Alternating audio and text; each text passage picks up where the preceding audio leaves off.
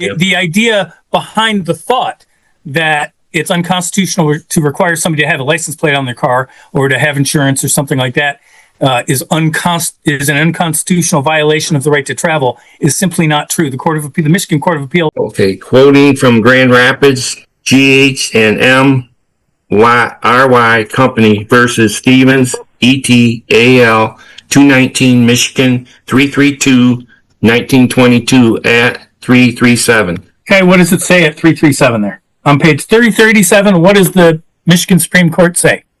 Okay. All right, good afternoon. We will begin in case 25M001076. It's entitled The People of the City of Marshall versus Leonard Jr. Cusino.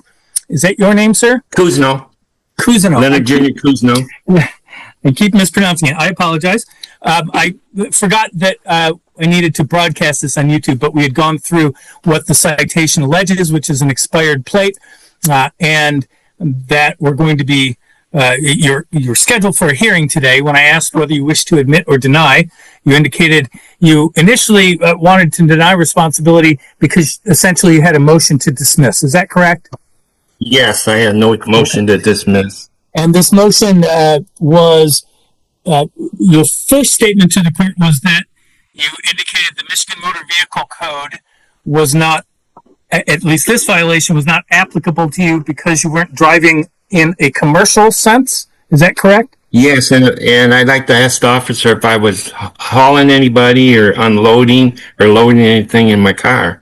Well, I will ask That was the officer. commercial. Officer Dickinson, was there anyone else in the vehicle? There was not. Okay, and Mr. Cusino. Cusino, you got it. I will get it right one of these times, and I'll keep getting it wrong. Yeah. I mean no disrespect.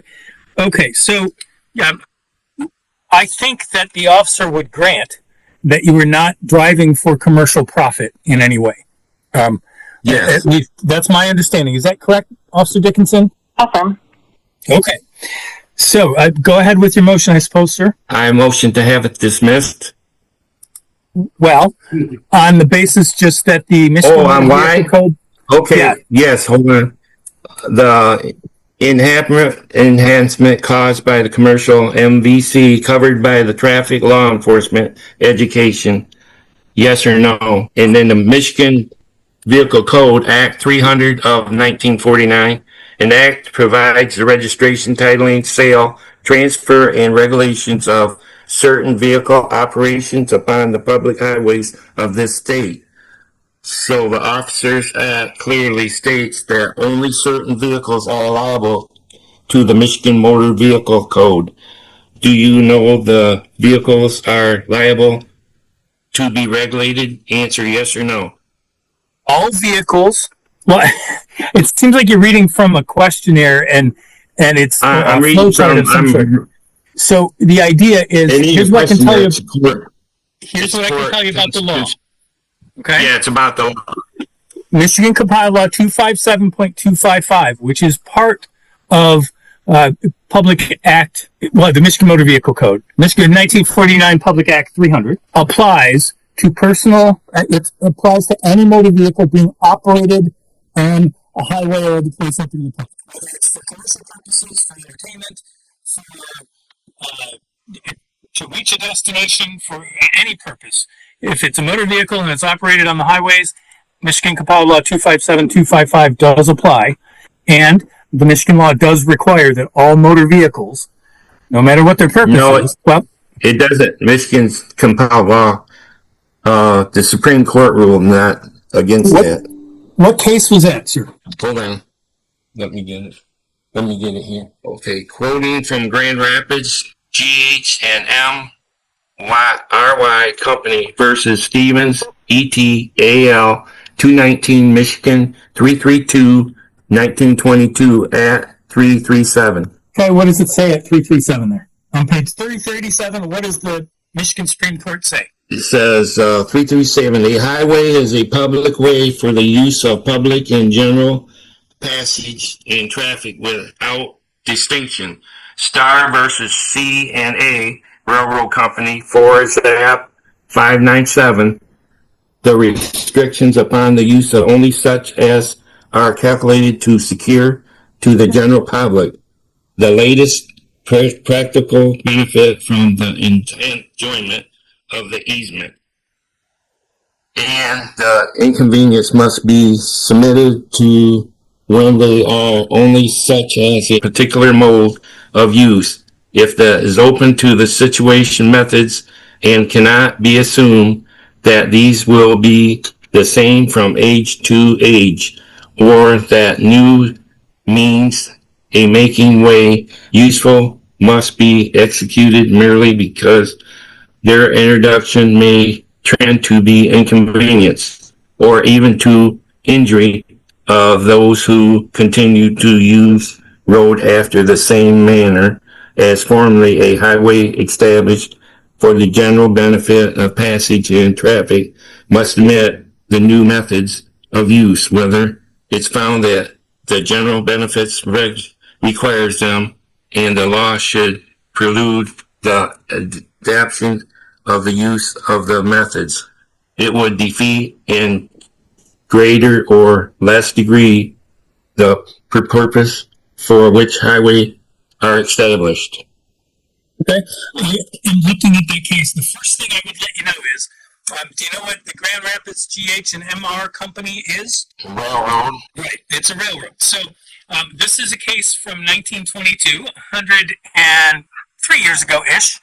And it's a case where the Michigan Supreme Court on a rail that's on like a streetcar, essentially, a rail that's over a highway and an easement. It has nothing to do with a person traveling in a sedan in 2025 in a public roadway. I understand your argument. Do you have any other kind of cases that you think actually apply to this situation? Yes, here's another one. Each citizen has the absolute right to choose for himself mold and conveyance he desires, whether it be wagon or carriage. I understand. So I'm not trying to be rude. I might be succeeding. I'm trying to be more efficient. I think your argument is, please correct me if I'm wrong, that somehow the requirement that you have a registration plate on your vehicle is an impediment to the constitutional right to travel. Is that correct? No. Okay. What are you telling me then? Ordinary use on a public road. Nothing What about commercial. I didn't say anything about commercial.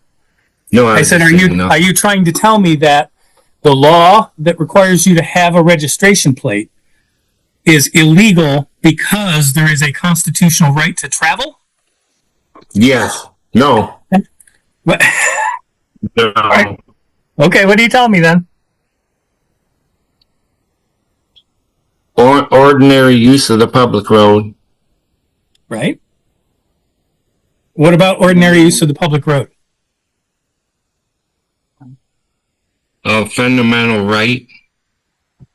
The right to travel. I'm familiar with the argument. It's been made by others. You're not the first and probably not the last to make that argument. I have ruled before, and I would rule again. Yeah. The idea behind the thought that it's unconstitutional to require somebody to have a license plate on their car or to have insurance or something like that is an unconstitutional violation of the right to travel is simply not true. The Michigan Court of Appeals has decided that, and frankly, that's a misapplication of the phrase right to travel because, of course, there's nothing that requires you to travel by personal motor vehicle and choose to do so voluntarily. And then if you do so, Michigan requires that you have insurance. It requires that you have a non-expired registration plate.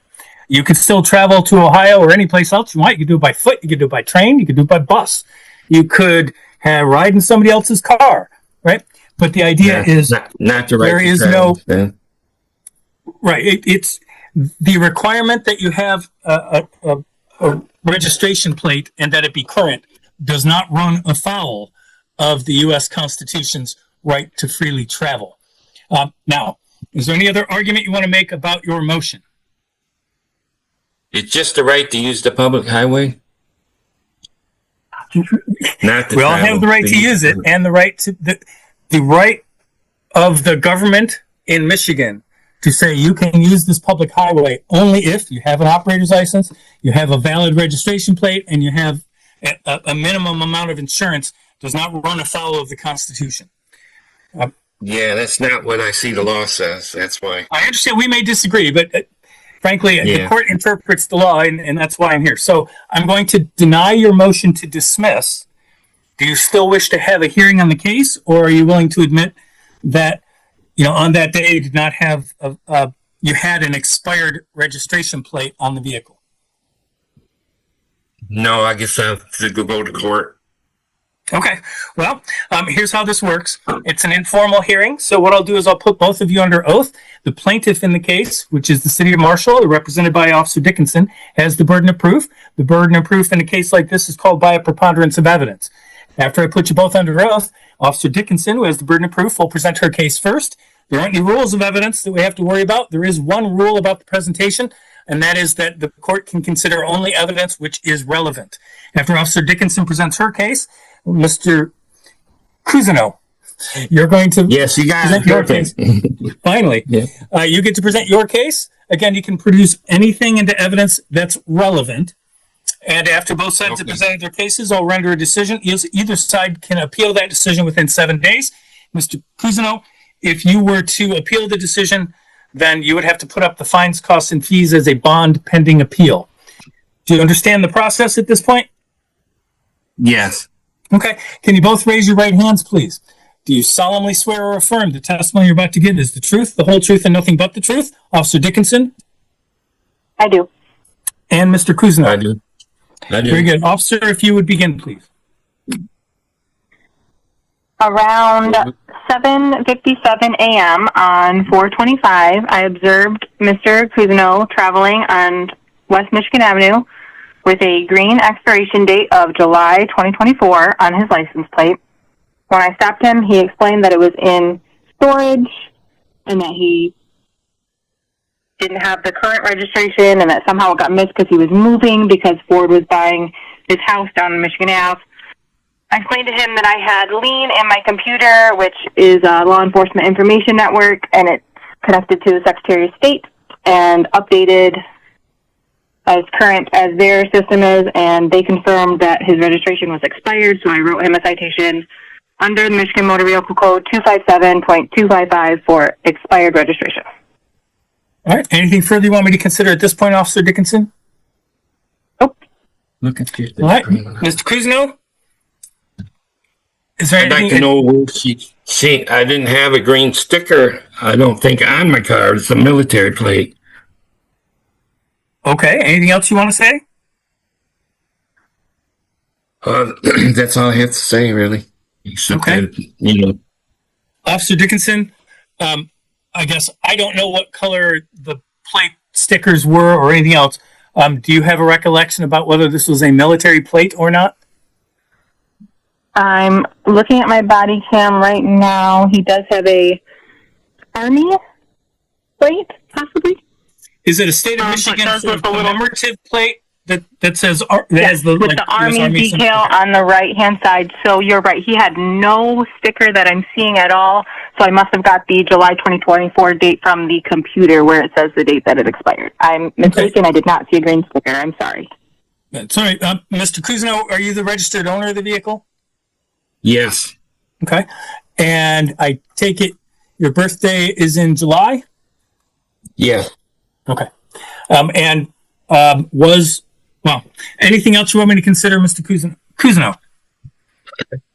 Just consider that I had an appointment to get everything, and I just got it out of storage.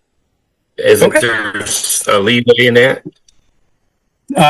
No, but I will consider it. It doesn't change whether you're responsible for the civil infraction or not, but I understand why you want to say that, and I understand that predicament. Anything else, Officer Dickinson? No.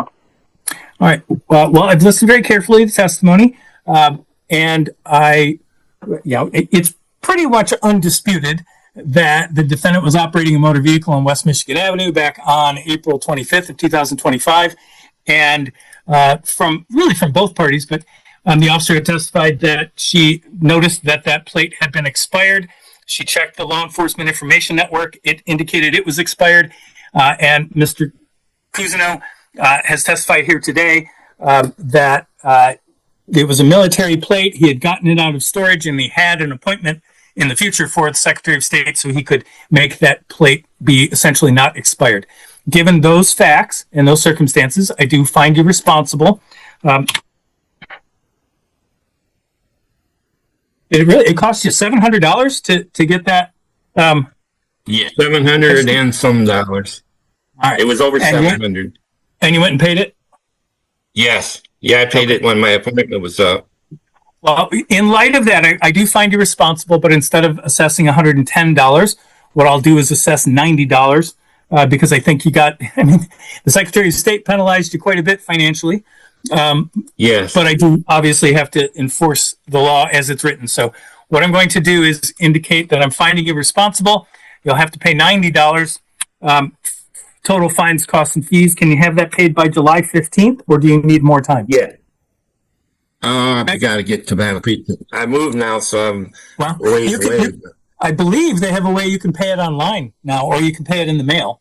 If you use a credit card, if you use a credit card, they'll add a credit card fee. But do you want me to give you till the end of July? Will that help? Yes. They send a check to them, a personal check, or no? Yeah, you can.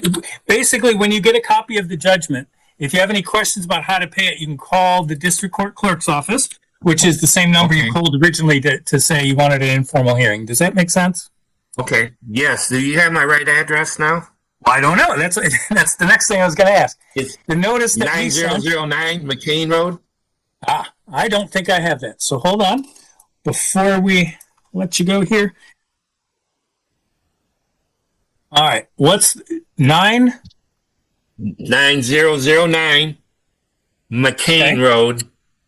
MCCAIN? Yes.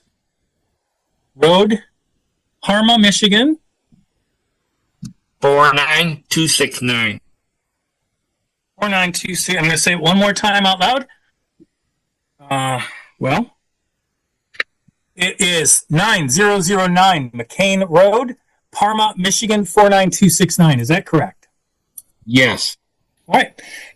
Basically, what's going to happen is I'll draw up a judgment. It'll go out in the mail tomorrow. It'll take a few days to get to you. Just make sure you have it paid off by July 31st, okay? Okay, thank you.